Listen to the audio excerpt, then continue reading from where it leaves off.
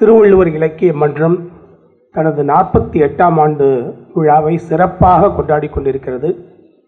எந்த இடத்தில் என்றால், இந்த பள்ளி 38 ஆண்டுகளை கடந்து வெற்றிநடை போட்டுக் கொண்டிருக்கின்றது. அந்த பள்ளியில் இந்த விழா நடக்குது, ரொம்ப சிறப்பாக நடக்குது. நீதியரசர் கிருபாகரன் வர வேண்டிய மேடை, அம்மா பவானி சுப்ராயன் வந்திருக்காங்க. அது சமன் செய்து சீர்தூக்கும் கோல், அது வள்ளுவர் நடுவு நிலைமையில் அறத்துப்பாலில் வச்சுட்டார். இந்த மாதிரி நீதியரசர்கள் இருந்தாங்கன்னா நாடு ரொம்ப அந்த செங்கோல் ஆட்சி அங்கே நடக்காது. அந்த ஒருபால் கோடாமை எப்படி பாருங்க, 2000 ஆண்டுகளுக்கு முன்னால ஐயன் திருவள்ளுவர் சொல்றாரு, இப்படி தான் ஒரு நீதியரசர் இருக்கணும்னு சொல்லிட்டு தராசு கோல் காமிக்கிறாங்க.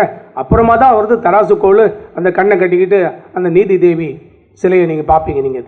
ஆனால் 2000 ஆண்டுகளுக்கு முன்னாலேயே அதை நினைச்சவர் ஐயன் திருவள்ளுவர்.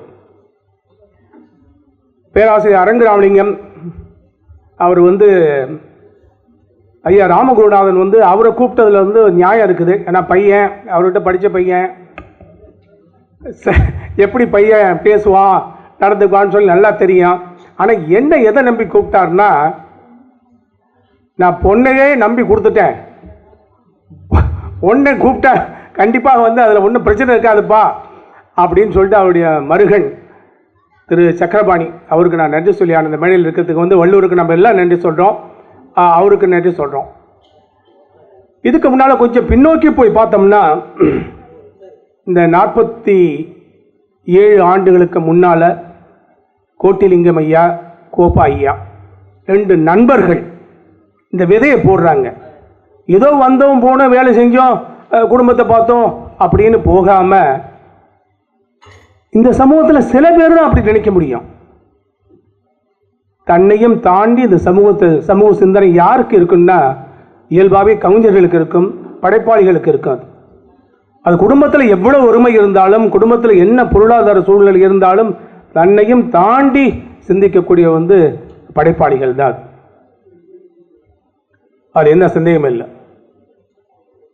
இப்போ இன்னைக்கு நம்ம என்ன தலைப்பில் பேசலாம்னு சொல்லும்போது, 3 பேர் பெரியவங்க ஐயா உண்மையிலே ஐயா செல்லப்பன் ஐயா கௌரவ தலைவர்னா அப்படியே கௌரவமாக பேர் போட்டுருவாங்க, ஆனால் வரமாட்டாங்க. ஆனால் ஐயா காலையிலேருந்து இந்த நிகழ்ச்சியில் இருக்காரு. அவருக்கு உண்மையில் என்னுடைய பணிவான வணக்கங்களை சொல்கிறேன். அது மாதிரி ராசமன்னார் பொருளாளர் அங்கேயும் இங்கேயும் ஓடு தான் பார்க்குற மொழி, அவர் மேடையில் பார்க்க முடியல. அவர் இந்த 3 பேரும் கூட இருந்து பண்ணிட்டு இருக்க வள்ளுவர், அவர் ஒருத்தருக்கு தான் புலவர்னாவே பொய் சொல்லுவாங்க, கவிதைக்கு பொய் அழகுன்னு அதுக்கு ஒரு அமைதியை சொல்லுவாங்க. ஆனால் வள்ளுவர் பொய்யில் புலவன்கிறது எல்லாரும் நம்ம ஒத்துக்கிறோம். அதனால தான் அவர் வரிக்கு வரி அவர் சொல்லி, நான் சொல்லையா வள்ளுவர் சொல்றாரு ஐயா, மற்ற வாரா நெறின்னு சொல்லிட்டு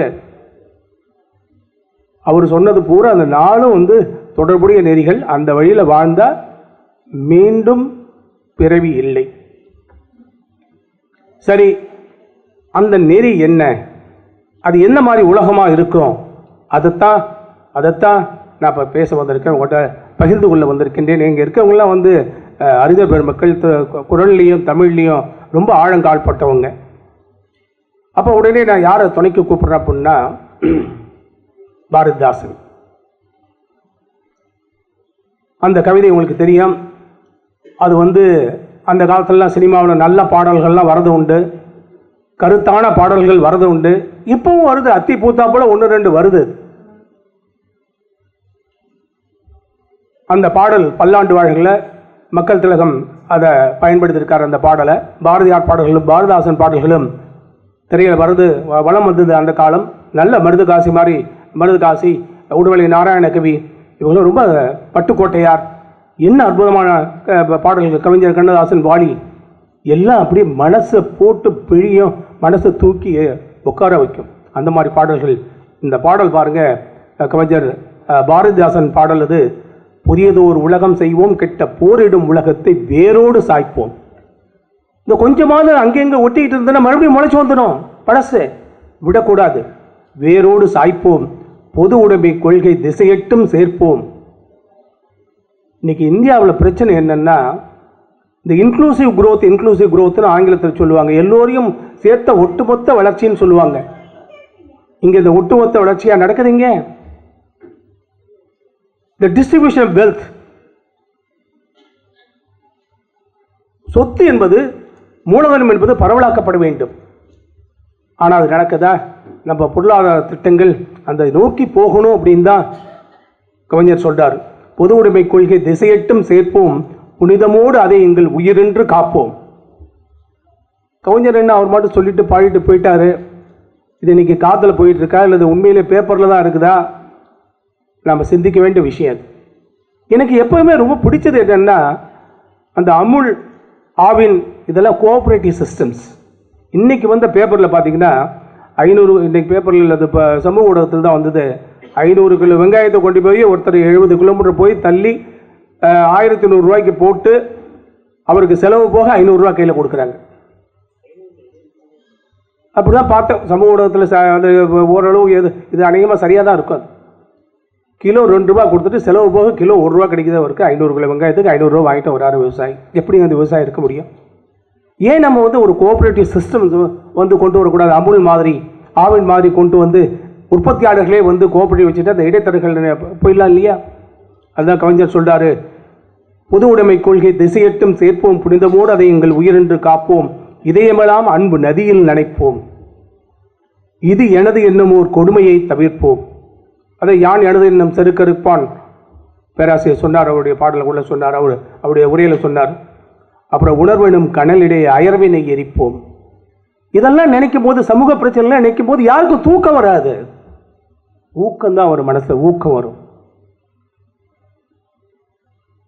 அது என்ன சொல்றா பாருங்க, உணர்வெனும் கனலிடை அயர்வினை எரிப்போம். எனக்கு சோம்பல்ங்கிறது கிடையாது. எனக்கு அது இந்த மேடையில் இருக்கிற 97 வயது பெரியவர், 96 வயது பெரியவர் வந்துட்டு போறாரு. ஏன் வரணும் மேடைக்கு? எதுக்காக வரணும்? அது எப்படியாவது ஒரு நல்ல உலகத்தை நம் கண் முன்னால பார்த்துட மாட்டோமா? வள்ளுவர் கண்ட உலகத்தை நாம் பார்த்துட மாட்டோமா? படைச்சிட மாட்டோமா? இத்தனை பேர்த்த கூப்பிட்டு பரிசு கொடுத்தாங்க. மாணவர் மாணவியர் காலையில் ஒரு 600 பேர் வந்துட்டு போனாங்க இங்க. இப்ப இளம் கவிஞர்களை அவர் மலர் மகன் அவ்வளவு ஊக்கி வச்சாரு. ஏன்னா அவருக்கு தெரிஞ்சு போச்சு, நம்ம மாதிரி ஒருத்தன் வந்துட்டான், இவனை வளர்த்து விட்டுணும். என்ன போட்டியா இங்க நடக்குது? இது என்ன வாரிசு அரசா இங்க நடக்குது? இங்க நடக்கிறது இலக்கியத்துக்கு எனக்கு ஒரு வாரிசு பையன் வந்துட்டான், அந்த பையன் யாரு என்ன அதெல்லாம் கிடையாது. தமிழை நேசிக்கின்றான், அவனை நான் நேசிக்கின்றேன், அவ்வளவுதான். அது இப்படிதான் வளர்க்கணும். போட்டி இல்லை, பொறாமை இல்லை. அது எங்க இருக்குன்னா இந்த ஆசிரியர் மாணவர் உறவுல தான் அது இருக்கும்.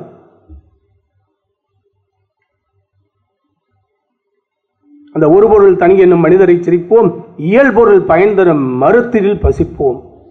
நம்ம ஒரு முயற்சி செய்யறோம், பொருள் கிடைக்குது, பொருள் கிடைக்காம போது, பொருள் கிடைக்கல என்ன பண்ண, பசியோடு இருப்போம். மானம் விட்டு யார்கிட்ட போய் இறந்து உண்டு வாழ்வது நமது பண்பாடு, நமது பாரம்பரியம் அல்ல. இரவு சொல்லுவாரு, இரவு அச்சம் சொல்லுவாரு. ஈவது உண்டாமினில் அனைவரும் புசிப்போம். அதை பகுத்து உண்டு வாழ்தல். நல்ல பொருள் செய்கிறோம், நல்ல பொருள் கிடைக்குது, அப்புறம் பொருளை எப்படி போற்றி வழங்க வேண்டும்னு பேராசிரியர் ரொம்ப விளக்கமா சொன்னார். ஒப்புரவு ஆற்ற வேண்டும், ஈகை செய்ய வேண்டும், புகழ் வரும், போதையில மயங்கிடக்கூடாது. புகழ் என்பது இந்த பை ப்ராடக்ட்னு சொல்றாங்க இல்லையா, இதை செய்யும் போது இந்த பக்கம் நெல்லை போட்டோம்னா அந்த பக்கம் தவிடு விழும். புகழ் என்பது அந்த தவிடு மாறியது, அது வரும், அது ஓரமா விட்டுட்டு அது நமக்கு இல்லைன்னு சொல்லி போயிட்டே இருக்கணும். அதான் வள்ளுவர் சொல்லக்கூடியது. இன்னைக்கு நாட்டு நடப்பு, இப்ப நான் என்ன சொல்ல, இதுல சில விஷயம் என்ன உங்கள்கிட்ட பகிர்ந்துக்கலான்னு வந்தேன்னா, என்ன மாதிரி உலகம் நாம் படைக்க வேண்டும். அந்த 74வது சாப்டர்ல கம்ப்ளீட்டா 10 குறள் சொல்றார். அந்த 10மே நம்ம உள்வாங்கினோம்னா அதுதான் ஒரு உன்னதமான நாடு. அந்த மாதிரி நாடு படிக்க முடியுமா? அது சும்மா ஒரு ஐடியல் கண்ட்ரின்னு சொல்லிட்டாங்களே. சிங்கப்பூர்ல 4 ஆண்டுகள் இந்திய தூதரகத்தில் இந்திய சிங்கப்பூர் பொருளாதார உறவு மேம்படுவதற்கான அந்த பொறுப்புல நான் இருந்தேன்.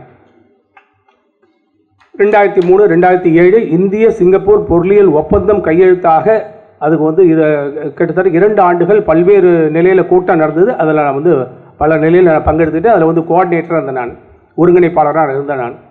இப்போ சிங்கப்பூரில் பார்த்தீங்கன்னா விவசாயம் கிடையாது, தண்ணி கிடையாது. ஆனால் அந்த ஊரில் பார்த்தீங்கன்னா எல்லாமே கிடைக்கும், எல்லாமே இருக்குது. எப்படி வந்ததுன்னா, அந்த ஊரில் ஆறே கிடையாது, 30 கிலோமீட்டர் நீளம், மொத்தமே வந்து 700 ஸ்கொயர் கிலோமீட்டர், 30 கிலோமீட்டர் நீளம், ஒரு 20 கிலோமீட்டர் அகலம்னு வச்சுங்க. 20 கிலோமீட்டர் 30 20 ஒரு 600 700 ஸ்கொயர் கிலோமீட்டர் தான் சிங்கப்பூருடைய பரப்பு. சிங்கப்பூருடைய பரப்பு எவ்வளோன்னு கேட்டால், நான் கேட்குறது என்ன, லோ டைடா ஹை டைடான்னு சொல்லிட்டு. ஹை டைடாக இருக்கும்போது பரப்பு குறைஞ்சிடும், லோ டைடாக இருக்கும்போது கொஞ்சம் பரப்பு அதிகமாகிடும். அவ்வளோ சின்ன நாடு 1965 சுதந்திரம் வாங்குறாங்க. அதுக்கு அப்போ வந்து ஒரு மீன்பிடி கிராமமாக இருக்குது. எப்படி உயர்ந்து நிற்குதுங்கிறது காரணம் அதில் உள்ள தலைமை. ஆங்கு அமைவு எய்திய கண்ணும் பயமின்றே வேந்து அமைவு இல்லாவிடின். வேந்து அமைவு இல்லைன்னா நீ என்ன வச்சிருந்து என்ன பிரயோஜனம்? என்ன வளம் இல்லை இந்த திருநாட்டில் பாட்டு எழுதி போயிட்டாங்க. எல்லா வளமும் நம்மகிட்ட இருக்குது. ஆனா ஒரு வளமும் இல்லாத சிங்கப்பூர் மனித வளம் மன வளம் ஒன்றை மட்டும் வைத்து இந்த அளவுக்கு வந்திருக்காங்க. எத்தனை ஆண்டுகள்ல? 40 ஆண்டுகள்ல. நான் வந்து இருந்தப்ப 2003 to 7 அங்கே இருந்தனால 1965 சுதந்திரம். மலேசியாவில் வந்து அவங்க பிரிஞ்சு தனியாக வராங்க. மலேசியா 1957 சுதந்திரம், நமக்கு 1947 சுதந்திரம். நமக்கு அப்புறம் 10 வருஷம் கழிச்சு தான் மலேசியாவுக்கு சுதந்திரம் கிடைக்குது. நம்மகிட்ட எல்லாமே இருக்குது. திருக்குறள் மாதிரி ஒரு நூல் இருக்குது. இந்த கழகம் 48 இந்த இலக்கிய மன்றம் 48 வருஷம் தாண்டி வெற்றி நடி போகுது. எனக்கு என்ன மனசில் காலையில் ஓடுனுச்சுன்னா, ஒரு மருத்துவமனை இருக்குது. அந்த மருத்துவமனைக்கு வந்து கூப்பிட்டு ஆண்டு விழா வருது. இந்த மருத்துவமனை நல்லா வளரணும்னு யாராவது வாழ்த்துவாங்களா? அப்போ அதில் நமக்கு ஷேர் இருந்தால் தான் அந்த மருத்துவமனை நல்லா வரணும்னு வாழ்த்துவோம். இந்த மன்றம் 48 வருஷம் ஆச்சு. வள்ளுவர் யாரு? மருத்துவர், மனநல மருத்துவர், சமுதாய பிணி மருத்துவர். இது என்ன இது? இந்த மன்றம், இந்த மாதிரி மன்றங்கள் 500 மன்றங்களுக்கு மேலே தமிழகத்தில் இருக்குது. அரசு மட்டும் அறம் வளர்க்க முடியுமா? யார் அறம் வளர்க்க முடியும்? பொது மனிதர்கள் தான். நம்ம மாதிரி இருக்கவங்க தான் வந்து, இந்த மாதிரி பெரியவங்க தான் வந்து, தன்னலமற்ற பெரியவர்கள் தான் வந்து அறம் வளர்க்க முடியும். அது அறம் வளர்க்க என்ன வழி? வள்ளுவரை வழிபடுவதா? ஆம், வழிபடுவது என்பது முதல் நிலை. வழிபடுவது என்பது நமது வாழ்நாள் நிலை. அது ஒருத்தர் எனக்கு ரொம்ப பிடிச்சிருக்குன்னு என்ன பண்ணோம், அவர் மாதிரியே நான் நடக்கணும், அவர் மாதிரியே தலை செய்யணும். அவர் இலங்கை ஜெயராஜையை அடிக்கடி சொல்லுவார், நான் ஏன் குடும்பம் வச்சிருக்கேன்னா எனக்கு பிடிச்ச ஆசான் ராதாகிருஷ்ணன் ஐயா பேராசிரியர், அவர் குடி வச்சிருந்தா நானும் குடி வச்சுக்கிட்டேன். பல மேடைகளில் சொல்லிருக்காரு அவர். அப்போ ஒருத்தர் பிடிச்சதுன்னா அதே மாதிரி நம்ம நடப்போம், அதே மாதிரி நடக்க முயற்சி பண்ணுவோம் நம்ம. ஆனால் இன்னைக்கு என்ன நடக்குதுங்க? வள்ளுவர் சொல்றாரு, வள்ளுவர்கிட்ட போய் கேட்குறாங்க, ஐயா உலகத்திலேயே ரொம்ப நல்ல உணவுன்னு எதுங்கயான்னு கேட்குறாங்க. நம்மலாம் பிரியாணி, வெஜிடபிள் பிரியாணி, நான்வெஜ் சாப்பிட்றவங்க வெஜிடபிள் பிரியாணி, பிரியாணி பிடிக்கிறவங்க கோழி பிரியாணி, அப்படி இப்படி ஏதோ ஒன்று சொல்லுவாங்க. வள்ளுவர் சொல்றாரு, தென்னீர் அடுபுர்க்கை ஆயினும். தம்பி, நம்ம ஒன்றும் நல்லா புரிஞ்சுக்கணும். வள்ளுவர் போய் சொல்ல மாட்டார். அவர் சொல்லக்கூடியது அத்தனையும் சரியா இருக்கும். தென்னீர் அடுபொர்க்கை ஆயினும் தாள் தந்தது உன்னலின் ஊங்கி இனியதில்.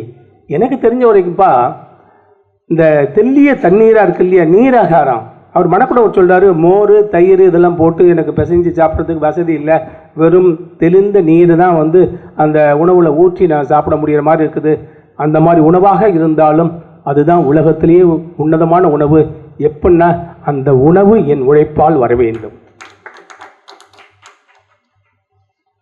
இது மாதிரி ஒரு மண்டபத்தில் உட்கார வச்சு காலையிலேருந்து சாயந்தரம் வரைக்கும் சாப்பாடை போட்டு பிரியாணியை போட்டு வேறு ஏதாவது சாயந்தரம் வீட்டுக்கு போகும்போது கையில் ஒன்று கொடுத்து படத்தை போட்டு ஆட்டம் ஆடி பாட்டு பாடி நம்ம எங்கே போயிட்டோம்? தமிழர்கள் எங்கேயே சென்று விட்டோம்?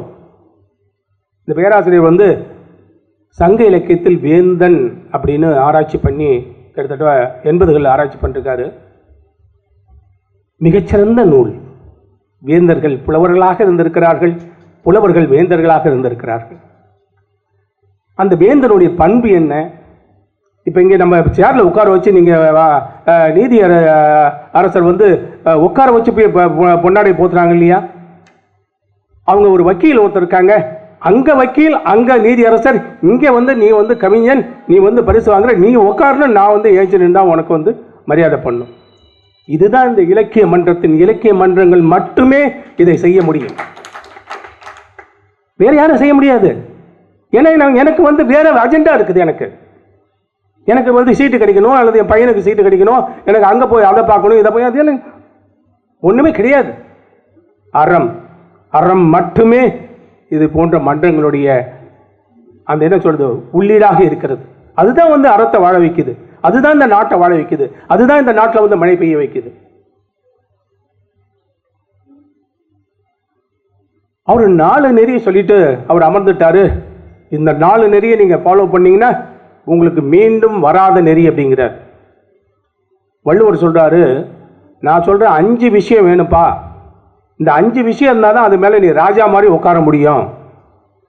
இந்த 5 விஷயம் தான் உன்னை ராஜா மாதிரி உட்கார வைக்கும். அங்கே இருந்தால் தான் நீ அதுக்கு மேலே போக முடியும். மற்ற 2 வாரா நெறி அது இதெல்லாம் பேச முடியும் நாம் இதில். அப்போ சான்றாண்மை அதிகாரத்தை கூட்டு போகிறாரு. 5 விஷயம், இந்த 5னாவே ரொம்ப பவர்ஃபுல்ங்க. ஏன்னா பென்டகன் அமெரிக்காவில் வந்து உங்களுக்கு தெரியும், பாதுகாப்பு அமைச்சகத்துக்கு வந்து இருக்கக்கூடியது பென்டகன் 5 ஐங்கரம் 5 பக்கங்கள் இருக்கும். இவர் 5 விஷயம் சொல்றாரு. என்ன சொல்றாருன்னா, அன்பு. இன்னைக்கு சமூகத்தில் பாரதாசன் அதே தான் சொன்னார், இதயமெல்லாம் அன்பு நதியில் நனைப்போம். இதயமெல்லாம் அன்பு நதியில் நனைப்போங்கிறார். எங்க இருக்குங்க அன்பு? வீட்டில் அன்பு இருக்கா? கணவன் மனைவிடையே அன்பு இருக்கிறதா? ஏன் இத்தனை மன முறிவுகள் இந்த நாட்டில் நடந்துட்டு இருக்குது? ஏன் குடும்ப நீதிமன்றங்கள் ரொம்ப அதிகமாக போயிடுச்சு? அது அன்பு காணா, அன்பு குறைஞ்சி போச்சு. அன்பு நாணம்னா இந்த 2 வகையான நாணம் பெண்களுக்கு இயல்பாக இருக்கக்கூடிய நாணம். ஒன்று பழிக்கு நாணக்கூடிய நாணம்னு வள்ளுவர் சொல்லுவார். இந்த நாணம் எங்க இருக்குது? திணைத்துணை குற்றம் வரினும் படைத்துணையாக கொள்வர் பழி நாடுபவர். என்னுடைய நண்பர் ஒருத்தர் தமிழக அரசில் வந்து உயர் பதவியிலிருந்து காவல்துறையிலிருந்து பண்ணி நிறைவு பண்ணிட்டாரு. அவர் ஒரு முறை என்னை கேட்டார், அண்ணே இந்த அரெஸ்ட் பண்ணி வேனில் ஏற்றும் போது இப்படி கை காமிச்சுட்டே ஏறுவாங்கண்ணே. உள்ள வேனில் அரெஸ்ட் பண்ணி உள்ளே ஏற்றுவாங்க. எல்லாரும் என்ன பண்ணுவாங்க? இப்படி தான் கை காமிப்பாங்க. நான் நினைச்சேன், அம்மா வெற்றியோடு நான் திரும்பி வருவேன், தர்மத்தின் வாழ்வதனை சூதுகவும் தர்மம் மறுபடியும் வெல்லும், நான் வருகிறேன் வெற்றியோடு சொல்கிறாங்கப்பா அப்படின்னு நான் சொன்னேன். இல்லைண்ணே, இன்னும் 2 பேர் இருக்காங்க, அவனை விட்டுறாதீங்க, அவனையும் கூட்டுவாங்க. இந்த பழிக்கு நாணக்கூடியது எங்க இருக்குங்க? இங்க திணைத்துணை குற்றம் வரணும் படைத்துணையாக கொள்வர் பழி நாணுபவன் சொல்லி எனக்கு நானுமே இல்லையே. அப்போ எனக்கு படைத்துணை குற்றம் வரணும் போய் அதெல்லாம் தூசு. அரசியல் இதெல்லாம் சகஜம், பொது வாழ்க்கையில் இதெல்லாம் சகஜம். நீங்கள் அந்த பக்கம் முகத்தை திருப்பிக்கிங்க. இப்படி தானே போயிட்டு இருக்கோம் நம்ம. 2வது ஐட்டம். 3வது வந்து ஒப்புரவு. ஒரு சின்னதை செஞ்சாலும் பெருசாக லைட்டை போட்டு எழுதி பண்ணது. ஆனால் இந்த நாட்டிலையும் சாந்திகிய சுப்பிரமணியம்னு நீங்கள் கேள்விப்பட்டிருப்பீங்க, கோயம்புத்தூரில் இருந்தார், அண்மையில் மறைஞ்சார். அவருக்கு வந்து பத்மஸ்ரீ அவார்டு கொடுத்தாங்க. அவருடைய ஃபோட்டோ தேடி தேடி பார்த்தாங்க, எங்கேயுமே கிடைக்கலிங்க. அவர் ஃபோட்டோவே எடுத்துக்க மாட்டேன்ட்டார். கோவையில் இருக்கக்கூடிய பெருமக்கள் சாந்திகிய சுப்பிரமணியம் பற்றி நல்லா தெரியும். நான் அங்கே போய் சாப்பிட்ருக்கேன், நான் 5 ரூபாய்க்கு காஃபி. அவர் எந்த பேட்டியும் கொடுக்கவே மாட்டேன்ட்டார். யாரையும் நான் பார்க்க மாட்டேன்ட்டார். எனக்கு பிடிக்குது, நான் செய்கிறேன். அவங்க மனைவி இருந்ததுக்கப்புறம் ஒரு அறக்கட்டளையை வச்சு அதில் வந்து மருத்துவமும் எல்லாம் எல்லாத்துக்கும் எல்லாம் செஞ்சிட்ருக்காங்க. இன்னும் செஞ்சிட்ருக்காருங்க. அவர் இறந்துட்டார் அவர். பட் அருமையான பணியை அவர் விட்டு சென்ற பணியாக தான் ஒப்புரவு. அதான் கண்ணோட்டம். எல்லா உயிருக்கும் இறங்குன்னு சொன்னார். எவ்வுயிருக்கும் இறங்கு. நம்ம என்ன பண்றோம்? இந்த கொல்லாமை நெறிய வள்ளுவர் தான் சொன்னாரு. சார் எனக்கு அந்த சாப்டர்லாம் பிடிக்காது சார், இந்த சாப்டர் நான் விட்டுருவோம் சார். வாய்மை வந்து துறவிக்கு சொல்றாங்க சார், எனக்கெல்லாம் இல்லை சார். அது வந்து வாய்மை வந்து பின்னால் ஒரு 30 வயசு 35 வயசு 50 வயசுக்கு அப்புறம் தான் நான் வாய்மையை பார்ப்பேன். இன்னைக்கு நான் எது வேணாலும் பண்ணுவேன் சார். சொல்ல முடியுமா? காந்திக்கு எத்தனை வயசுல வாய்மை வந்து உள்ள போய் உட்கார்ந்துச்சு? 6 வயசு 7 வயசா இருக்கும்போது ஹரிச்சந்திரன் நாடகம் பார்க்குறாரு. உள்ள போய் பொய்யே சொல்லக்கூடாது. வேற எந்த நெறியும் நம்ம வந்து பின்பற்ற வேண்டிய அவசியமே இல்லை. ஒற்றை நெறி. அதான் வள்ளுவர் சொல்றாரு, யா மெய்யா கன்று ஒற்றில் இல்லை என தோன்றும் வாய்மையின் நல்ல பிற. தம்பி எனக்கு தெரிஞ்ச வரைக்கும் இதான் தம்பி, உனக்கு வேற ஏதாவது தெரிஞ்சா வச்சுக்கப்பா. என்ன அழகா வள்ளுவர் சொல்றார் பாருங்க. அப்ப இந்த வாய்மை, இந்த 5 தான் தூணு, இது மேலதான் சால்பு சான்றாண்மை உட்கார்ந்து இருக்குது. இங்கிருந்து நீ வந்து மேலே போகலாம், மற்ற வாரா நெறிக்கு போகலாம், எல்லா நெறிக்கும் போகலாம். ஆனா எல்லாத்துக்கும் பேஸ், எல்லாத்துக்கும் அடித்தளம் இந்த 5 நெறியும் அவர் சொல்றாரு. அவர்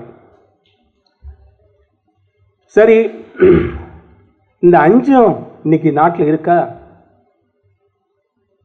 இந்த குறளுக்கு வந்து தவத்தல் வருது, உங்களுக்கு தெரியும். இலர் பலராகிய காரணம் நோற்பார் சிலர் நோலாதவர் பலர். இதுக்கு நம்ம ஒரே எழுதுறவங்கள காட்டில் போய் தவம் பண்றது, அல்லது அங்கே உட்காந்து தவம் பண்றது, மெடிடேஷன் சென்டரில் போய் உட்காந்து தவம் பண்றது கிடையாது. வள்ளுவத்தை நம்ம சரியா முழுசா உள்ள புரிஞ்சுக்கணும். நம்ம இதில் அங்கங்க part and piece, bit and piece மேல போட்டோம்னா நம்ம வள்ளுவர் உள்ள போய் உட்கார மாட்டாரு. நியாயப்படுத்துவோம், நம்ம தவறுகளை நாம் நியாயப்படுத்துவோம். வள்ளுவர் சொல்றாரு, இலர் பலராகிய காரணம். இந்த 5 விஷயம் சொன்ன இல்லையா, இந்த 5 விஷயம் இல்லாம பல பேர் ஏன் இருக்கான் அப்படின்னு சொல்லி கேட்டா, நோற்பார் சிலர். நோற்றல்லாம் என்ன? அது ஒரு தவமாக கடைபிடிக்கிறது, அது ஒரு தவம். இப்படிதான் நம்ம இந்த பொருள் பார்க்கணும். நம்மது அது தவத்தில் சொல்லிருக்காங்க, துறவிகளுக்காக சொல்லப்பட்டது, நமக்காக இல்லைங்க. அப்படி தொடச்சு விட்டுட்டு போகக்கூடாது. இலர் பலராகிய காரணம் நோற்பார் சிலர் நோலாதவர் பலர். நான் சொன்னேன் இல்லையா, ஒரு மருத்துவமனையை வந்து நல்ல வாழ்க வளமுடன் சொல்லி மருத்துவரை வாழ்த்த முடியாத மாதிரி இலக்கிய மன்றங்களையும் வாழ்க வளமுடன் நீங்க 100 ஆண்டு காலம் வள்ளுவத்தை பத்தி பேசிக்கிட்டே இருங்க. எங்க பேசிக்கிட்டே இருந்தா எப்ப அங்க வாழ்றது? எழுதணும் எழுத்தாளர், பேசணும் பேச்சாளர், எல்லாம் கை தட்டாங்க, எல்லாம் நல்லா இருந்தது. அப்புறம் போயிட்டு உடனே வள்ளுவர் என்ன சொன்னாரோ அதுக்கு அப்படியே ஆப்போசிட்டா செய்ய வேண்டியது. அவர் சொல்லுவார், சார் வேலை இல்லை சார். அவரு 10 தொகுதி அவரு தொகுத்து போட்டிருக்காரு, 100 வருஷம். அவருக்கு வேலை இல்லை சார், அவருக்கு ரிட்டையர் ஆகிட்டாரு, வீட்டில் உட்காந்துருக்காரு. வள்ளுவர் சொல்லிட்டு அதை அப்படியே எடுத்துக்கணுமா சார்? நம்மளால எவ்வளவு முடியுமோ எப்படி சமாதானம் பாருங்க. ஒரு விஷயத்தை செய்யணும்னா என்ன, நம்ம வந்து நல்லா புரிஞ்சுக்கணும். ஒன்று, இவர் பொய் சொல்ல மாட்டாருன்னு நல்லா தெரியும். இவர் பின்னால் போனால் நம்மளை சரியான இதில் கொண்டு போய் சேர்ப்பான்னு சொல்லி தெரியும். அப்போ அவர் பின்னால் போயிட்டே இருக்க வேண்டியதாங்க, கண்ணை மூடிட்டு போயிட்டே இருக்க வேண்டியதாங்க. அவர்கிட்ட போய் என்ன கேள்வி கேட்குறீங்க நீங்கள்? ஆனால் அவர் சொல்கிறார், 2 இடத்துல சொல்கிறாரு. ஒன்று அறிவுடைமையில் சொல்கிறாரு, ஒன்று மெய்யுணர்தல் சொல்கிறாரு. எப்பொருள் யார் யார் வாய் கேட்பினும். ஏன்னா வேற எந்த மத நூல்லையும் இப்படி சொல்ல கிடையாது. இதை செஞ்ச உனக்கு இது கிடைக்கும், செய்யலாம் மகனே, உனக்கு இருக்குது அங்கே வெயிட் பண்ணிட்டு இருக்கு, வா.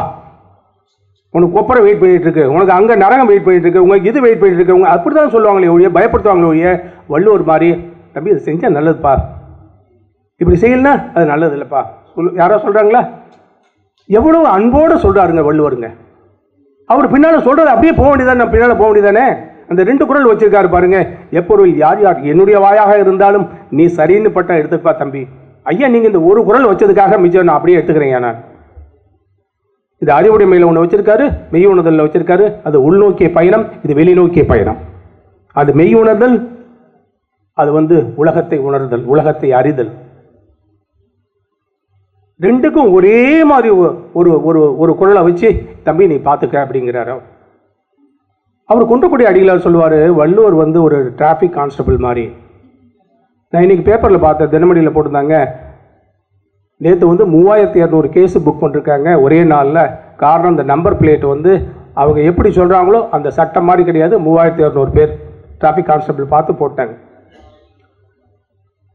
வள்ளுவர் சொல்கிறாரு, தம்பி அவர் குன்றக்குடி அடிகளார் சொல்கிறது இது. என்னுடைய நண்பர் நாகேஸ்வரன் திருப்பூரில் இருக்கார், தமிழ்ச்சங்க செய்தி மடல்னு ஒற்றை மையாக வந்துட்டு வேலை செஞ்சிட்ருக்காரு. அவர் சொல்கிறாரு, அவருக்கு குன்றக்குடி அடிகளாரோட ஊராக சுற்றுறவர். அவர் சொல்கிறாரு, இது வந்து ரெட் லைட் செய்யாத அப்படின்னா ரெட் லைட் சிக்னல் தாண்டி போனேன் உனக்கு பிரச்சனைடா டே. வள்ளுவர் வந்து டிராஃபிக் கான்ஸ்டபிள் எச்சரிக்கிறார், இதெல்லாம் செய்ய உங்களுக்கு கிரீன் சிக்னல். அப்புறம் இந்த ஆம்பர் அப்படி போனாலும் போயிடலாம், வேகமாக வண்டி போயிடுச்சுன்னா போயிடலாம், கொஞ்சம் மெதுவாக நின்றுக்கலாம். செஞ்சாலும் சரி செய்யலாம் சரி, செஞ்சால் நல்லதுப்பா.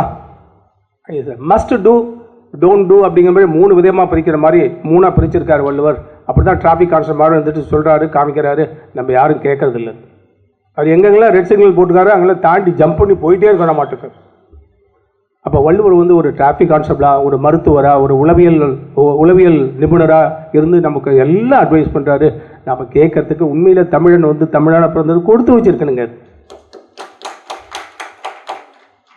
எல்லாம் ஒரே இடத்துல சொல்லிட்டாருங்க. நீங்க அங்கங்க போய் 108 நூல் படிக்க வேண்டிய அவசியம் இல்லைங்க. இது இந்த ஒற்றை நூலை வந்து நம்ம சரியா உள்வாங்கிட்டோம்னா, அந்த ஒற்றை நூலையும் ஒரு சில குறள் மட்டும் நம்ம உள்வாங்கிட்டோம்னா, நான் சொல்றேன் நம்ம வாழ்க்கை வசந்தம்.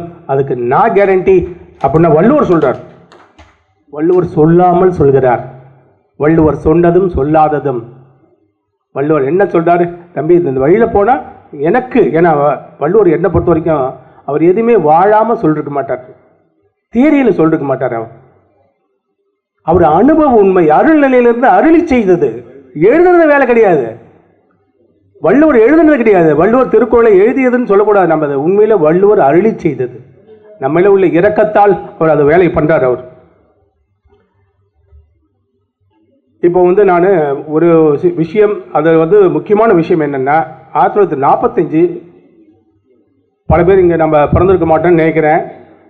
நான் 57.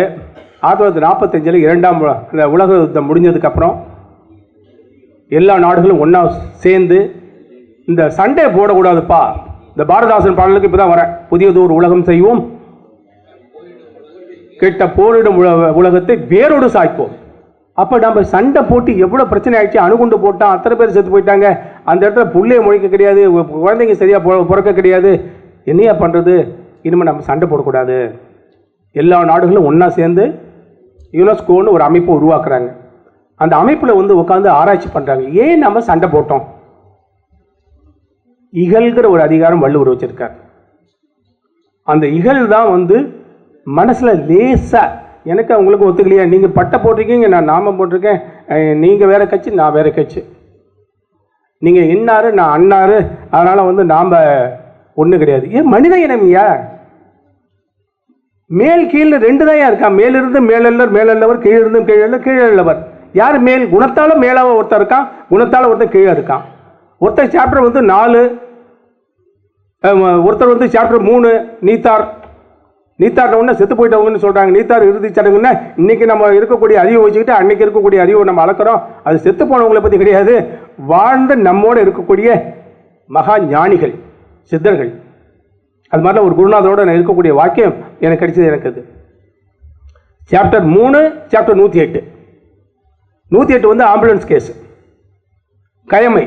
கயமைங்கிற அதிகாரத்தில் அதை பற்றி சொல்கிறார். இந்த 3வது அதிகாரம் 108வது அதிகாரம். இந்த 108வது அதிகாரம் முள்ள இந்த பக்கம் திரும்பி இந்த 3வது அதிகாரத்துக்கு வந்து சேரணும். இந்த பிரிவுகளாலும் ஏதாவது ஒரு பிரிவில் வந்து சேர்ந்திருந்தால் அதான் வள்ளுவருடைய நோக்கங்கள். வள்ளுவர் வந்து இந்த உலகத்தில் வையத்தில் வாழ்வாங்கு வாழ்ந்த மனிதர். அவர் என்ன உண்மைன்னு நினைச்சாரோ, என்ன அனுபவ உண்மைன்னு நினைச்சாரோ அத்தனையும் சொன்னார். எல்லா புக்கிலேருந்து காப்பி அடித்து நூலோர் தொகுத்த ஊற்றுகள் எல்லாம் தயின்னு எல்லாத்தையும் காப்பி அடித்து வந்து ஒரு கலெக்ஷன் ஆஃப் கொட்டேஷன் மாதிரி கொடுக்க கிடையாது. அவர் எல்லா நூல்களிலும் நல்ல எடுத்து பொதுப்பட கூடுதல் இவருக்கு இயல்பாகலின். இயல்புன்னு என்ன அர்த்தம்? அவர் இட்டுக்கட்டி அது செய்யறது கிடையாது, அவருக்கு இயல்பாக வருது வள்ளுவருக்கு. இப்போ அந்த வள்ளுவத்தையும் யுனெஸ்கோவுடைய கான்ஸ்டியூஷன், நேரம் இன்மை காரணமாக நான் அதை டீட்டெயிலாக உள்ளே போகல. ஆனால் அந்த யுனெஸ்கோ கான்ஸ்டியூஷன் வந்து சொல்கிறாங்க, அதுக்கு என்ன சொல்கிறாங்கன்னா, உலகத்தில் போர் நடக்குதா, இந்த போருக்கு உண்டான சண்டையை, கெட்ட போர் தான் கூடாது, நல்ல போர் உண்டு. வறுமைக்கு எதிராக போர் தொடுக்க வேண்டும். இப்போ கொரோனா வந்தது, கொரோனாக்கு எதிராக போர் தொடுத்தோம். அந்த போர்க்கால நடவடிக்கைன்னு சொல்கிறோம் பார்த்தீங்களா, அந்த போர் வந்து எப்பயுமே நம்ம செய்யணும். நம்ம அது பசி பட்டினி பஞ்சம், இந்த நாட்டில் நிலவக்கூடிய மேல் ஜாதி கீழ் ஜாதி, எவ்வளவு தந்தை பெரியார் வந்து போராடினார். இங்கே கடைசி மூச்சு வரைக்கும் போராடிட்டு இருந்தார். எத்தனை மக்கள் வந்து சமூக நீதிக்காக போராடியவர்கள் இந்த மண்ணில் மறந்துருக்காங்க. இந்தியாவுக்கே சமூக நீதியை சொன்ன மாநிலம் நம் மாநிலம்ங்க. அந்த பெருமைகள் அதிகாரத்தில் வரக்கூடிய குரல் 973 வந்து அந்த பிறப்புக்கும் எல்லா உயிர்க்கும் சிறப்பாக தொழில் செய்யக்கூடியதில் ஒரே வேலை இருக்குங்க. இங்கே வந்து இப்போ அவரும் பேச வந்திருக்கார், நானும் பேச வந்திருக்கேன். அவரும் ஒரு மாதிரி பேசுகிறார், நான் ஒரு மாதிரி பேசினேன். இதுதான் நிறைய ஒழிய மற்றபடி அவரும் பேராசிரியர், அவரும் மனிதன், நானும் மனிதர் தானே. மனிதன்கிற அடிப்படையில் எல்லாம் ஒன்று தானே. அதுதான் அங்கே வள்ளுவர் சொல்றாரு. பெருமை உனக்கு எப்படி வரும்னா, கொடுத்த வேலையை சரியா செஞ்சினா, செய்யறதுல வந்து வித்தியாசம் இருக்கும். ஒருத்தர் ரொம்ப நல்லா செஞ்சிருப்பான், ஒருத்தர் வந்து சுமாராக செஞ்சிருப்பான், ஒருத்தன் 3 மார்க்கு 2 மார்க்கு 5 மார்க்கு 10 மார்க்குன்னு போடுறோம் இல்லைங்களா, அந்த மாதிரி செஞ்சிருப்பாங்க. இதில் தான் பெருமை சிறுமை இருக்கே ஒழிய பிறப்பால் ஒன்றும் கிடையாது, எல்லாரும் மனிதன் தாப்பா. அதுதான் வள்ளுவர் அங்கே சொல்கிறாருங்க அவர். ஏன்னா வள்ளுவர் வந்து பிறப்பால பேதம் சொல்லக்கூடிய ஒரு வள்ளுவர் கிடையாது. 2000 வருஷத்துக்கு முன்னாடி இதை சொன்னவர் வந்து உறுதியாக சொன்னவர் வந்து அறுதியிட்டு சொன்னவர் வந்து வள்ளுவத்து பிறந்தீங்க. அந்த மண்ணில் நான் பிறந்ததுக்கு நம்மளை கொடுத்து வச்சிருக்கணுங்க. அப்போ அவங்க என்ன சொல்கிறாங்கன்னா, இந்த வேறுபாடுகள் மனத்தில் எழுகின்றன. இந்த மனத்துக்கண் மாசல் நான் அதில் சொல்லி முடித்தார். இதெல்லாம் நாளும் பண்ணிங்கன்னா 34 வந்து நிற்பீங்கன்னார். 34 நம்பர் தான் அந்த 3 4 7. எனக்கு நியூமராலஜியில் நம்பிக்கை இல்லை, அந்த 7ல் மட்டும் கொஞ்சம் நம்பிக்கை உண்டு. அந்த 34வது குறளில் வந்து நீங்கள் நிற்பீங்கன்னு அவர் சொல்கிறார். அவர் என்ன சொல்கிறார் இங்கே, என்ன கான்ஸ்டியூஷன், யுனெஸ்கோ கான்ஸ்டியூஷன் என்ன சொல்கிறாங்கன்னா, எல்லாருடைய மனங்களில் இந்த வேறுபாடு தோன்றுது, மனத்தளவில் சண்டை போடணும்டா. The peace must be constructed in the minds of men and women அப்படின்னு ஆங்கிலத்தில் சொல்கிறாங்க. அது அந்த கான்ஸ்டியூஷன் நீங்கள் எல்லாம் தயவு செஞ்சு வீட்டுக்கு போய்ட்டு அது ரொம்ப டீட்டெயிலாக படிங்க. அதில் ரொம்ப நல்லா இருக்குது. அதில் அதான் இகழ்ங்கிற அதிகாரத்தை நான் மனசில் வச்சுக்கணும். அதுக்கு இகழுக்கு எதிர் சாய்ந்து ஒழுக வேண்டும் பார். இந்த எதிர் சாய்தல்ங்கிற சொல்லு வந்து ரொம்ப ஆழமான சொல்லுங்க. இந்த ஒரு சொல்லை மட்டும் வச்சு நம்ம பேசிக்கிட்டே இருக்கலாம். நம்ம இந்த பக்கம் பிடிச்சி இழுக்குது, ஓப்பா நான் உன் பக்கம் வரமாட்டேன், நம்ம இந்தாண்ட பிடிச்சி இழுக்கணும். நான் வரமாட்டேன், உன் சைடு வரமாட்டேன், எதிர் சாய்ந்து ஒழுக வேண்டும். அதுதான் வந்து எதிர் சாய்ந்து ஒழுகல் வள்ளுவர் சொல்வார். இகழ்ங்கிற அதிகாரம் ரொம்ப முக்கியமான அதிகாரங்கள். அடுத்தது என்ன சொல்றாருன்னா, ஒரு மனுஷன் இன்னொரு மனுஷனை அவன் மாதிரி நினைக்க மாட்டேங்கிறான். அது என்ன சொல்றாங்க, கான்ஸ்டியூஷன் என்ன சொல்றாங்க, denial of democratic principles of the dignity, equality and mutual respect. எல்லாரும் மனுஷன் தாங்க மதிக்கணும், மியூச்சுவல் ரெஸ்பெக்ட் இருக்கணுங்க. அது எனக்கு எப்படி நீங்கள் மரியாதை கொடுக்கும், உங்களுக்கு நான் எனக்கு எப்படி மரியாதை கொடுத்து நான் உங்கள்கிட்ட எதிர்பார்க்கணும், நீங்கள் உங்களை நான் அது மாதிரி நான் ட்ரீட் பண்ணணும், அவ்வளோதான் சொல்கிறாங்க. அதில் அதான் வள்ளுவர் சொல்கிறார், இன்னா எனத்தான் உணர்ந்தவை துண்ணாமை வேண்டும் பிறன்கண் செயல். நீ வந்து செய்யக்கூடாதுடா, உனக்கு வலிக்குதில்ல. இன்றைக்கி நம்ம படத்தெல்லாம் வருது பார்த்தீங்களா, ஏப்பா எனக்கு அடித்தா வந்து தக்காளி, உனக்கு அடித்தா ரத்தமா, உனக்கு எனக்கு ரத்தம் தாண்டா, உன் உடம்புல ஓடுறது ரத்தம் தான், என் உடம்புல ஓடுறது ரத்தம் தான் அப்படின்னு சொல்கிறோம் இல்லையா. அதுதான் வள்ளுவர் சொல்கிறாரு, இன்னா எனத்தான் உணர்ந்தவை துண்ணாமை வேண்டும் பிறன்கண் செயல். இன்னொரு இடத்துல அப்புறம் அதில் சொல்கிறாங்க,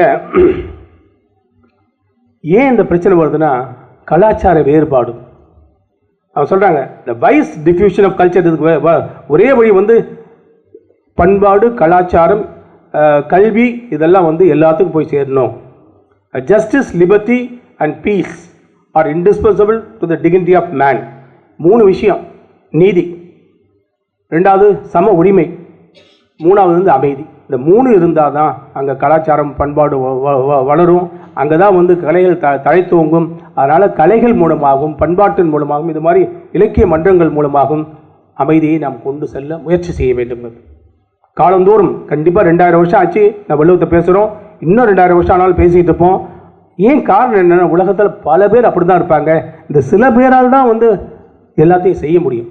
அதுக்கும் வள்ளுவர் என்ன சொல்கிறாருன்னா, எல்லாத்தாலையும் வந்து சோஷியல் சர்வீஸ்லாம் பண்ண முடியாது, எல்லாத்தாலையும் மன்றம் வச்சு நடத்த முடியாது. 48 வருஷம் ஒரு குடும்பம் வச்சு நடத்துகிறாங்க, அப்பா போயிட்டாங்க, மாமா போயிட்டாங்க, அடுத்த ஜென்ரேஷன் வந்து நான் இருக்கேன். அடுத்து ஒன்றும் நல்லால் இல்லாத குடி, இடுக்கண் கொண்டிட இடுக்கண் கால் கொண்டிட வீழும், அடுத்து ஒன்றும் நல்லால் இல்லாத குடி.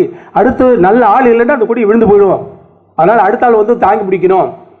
அப்போ வள்ளுவர் சொல்கிறாரு, அமரகத்து வன்கண்ணர் போல தமரகத்தும் ஆற்றுவார் மேற்றே பொறை. 2 இடம் பார்க்குறாரு, ஒன்று பேட்டில் ஃபீல்டு, இன்னொன்று வந்து சமூகம். இந்த சமூகத்தால் யாரால்டா செய்ய முடியும், எல்லாராலும் பண்ண முடியாது தம்பி. 100 பேர் இருக்காங்க, 100 பேராலுமே செய்ய முடியும். அதில் 10 பேர் அந்த தலைமை பொறுப்பை, தலைமை என்பது பதவி இல்லை, தலைமை என்பது பொறுப்பு. அது நல்லா புரிஞ்சுக்கிட்டு நம்ம.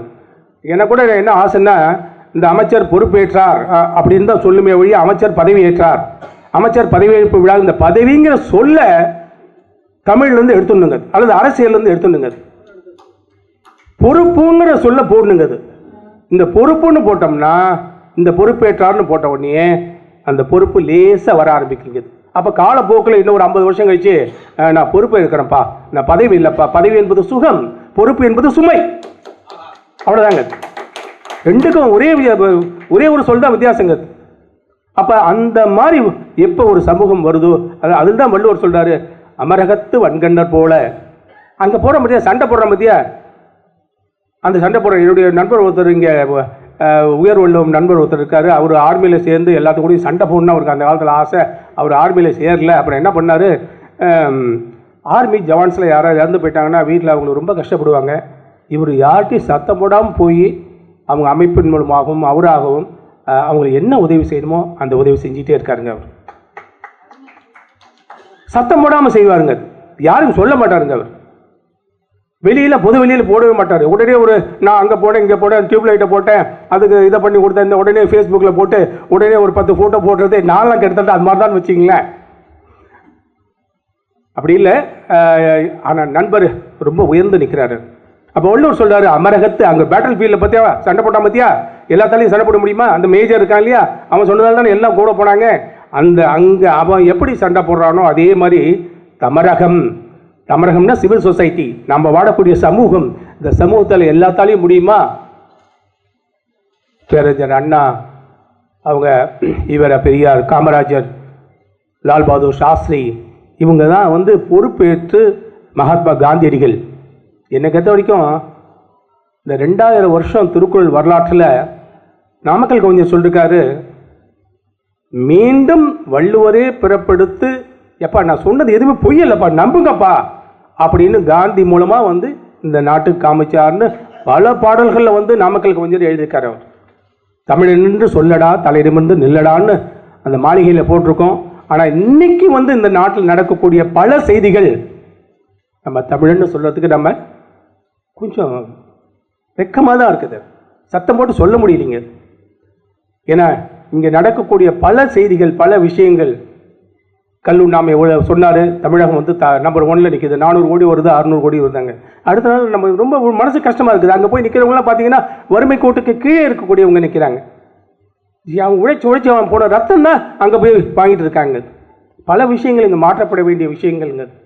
அப்போ இதுக்கெல்லாம் என்ன ஒரே தீர்வு என்னை பொறுத்த வரைக்கும்னா, அந்த 74 சாப்டர் நம்ம நாடுங்கிற அதிகாரத்தை தள்ளா விளையிலும் தக்காரும் தாழ்விழா செல்வரும் சேர்வது நாடு, உருபசியும் ஓவா பிணியும் சிறுபகையும் சேராது இயல்வது நாடு.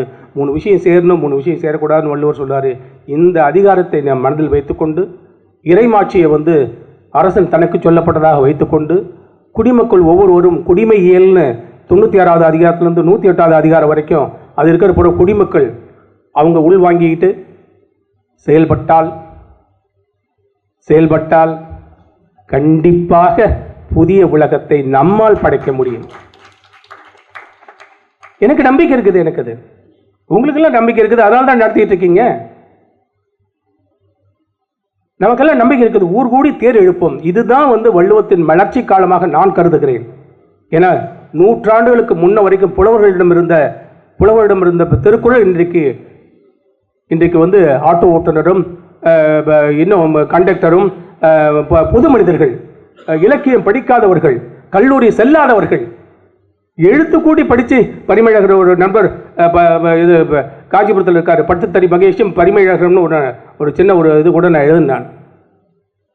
பட்டுத்தறி நெசவு செய்து அன்றாடம் தனது பிழைப்பை நடத்தக்கூடியவர் பரிமேழகரை படிக்கக்கூடிய அளவுக்கு இன்னைக்கு சமூகம் வளர்ந்துருக்குது. அதனால எனக்கு நல்ல நம்பிக்கை இருக்குது. ஏன்னா வள்ளுவர் நம்ம மேல வச்ச நம்பிக்கையை நம்ம பொய்யாக்கிடக்கூடாது.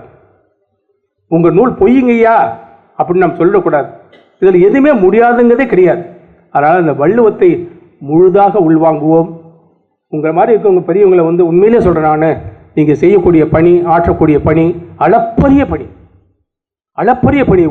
ஒரு மாற்றம், ஒருத்தட்ட அந்த மாற்றம் வந்ததுன்னா போதும், அது பரவும். இங்கே நிறைய ஆசிரியர் பெருமக்கள் இருந்தாங்க. ஒரு ஆசிரியர்கிட்ட சொல்கிறது 1000 பேர்த்திட்ட பேசுகிற மாதிரின்னு சொல்லுவாங்க. மற்றவங்களாம் தனக்காக வாங்கிக்குவாங்க. இந்த ஆசிரியர் பெருமக்கள் தனக்காக வாங்கி அதை நம்முடைய மாணவ செல்வங்களை கொண்டு போய் சேர்ப்பாங்க. கண்டிப்பாக நீங்கள் எல்லாம் இதை அடுத்த தலைமுறைக்கு கடத்தி கொண்டு போய் சேர்க்கணும். இந்த கடத்தலுக்கு மட்டும் நாங்கள் பிடிக்க மாட்டோம். நான் கஸ்டம்ஸ் ஆளு, கடத்தல்லாம் பிடிச்சிடுவோம். இந்த பண்பாட்டு கடத்தல் மட்டும், வள்ளுவ கடத்தல் மட்டும் நாங்கள் பிடிக்கவே மாட்டோம். நல்லா கடத்துங்க அடுத்த தலைமுறைக்கு அப்படின்னு சொல்லி இந்த வாய்ப்புக்கு நன்றி கூறி அமைகின்றேன். நன்றி, வணக்கம்.